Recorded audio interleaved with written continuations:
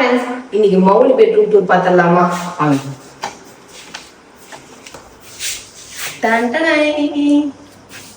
Okay friends, இங்கேயுமே வந்து நம்ம ஹெட்போர்ட் பண்ணியிருக்கோம், காட் பண்ணியிருக்கோம், ஃப்ளோட்டிங் பெட் பண்ணியிருக்கோம், ஹைட்ராலிக் வந்து ஸ்டோரேஜ் பண்ணியிருக்கோம்.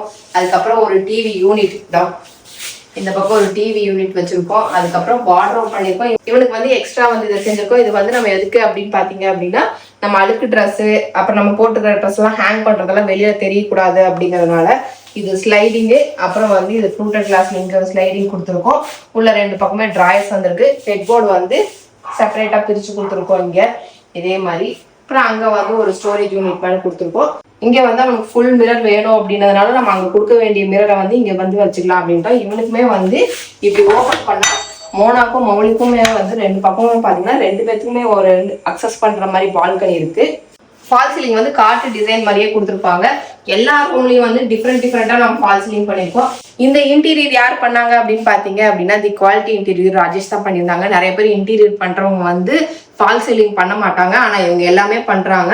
தமிழ்நாடு ஃபுல்லாக வந்து இவங்க இன்டீரியர் பண்ணி கொடுத்துருக்காங்க. உங்களுக்கு வேணும் அப்படின்னா ஸ்க்ரீனில் தெரியுற நம்பருக்கு கான்டாக்ட் பண்ணுங்க.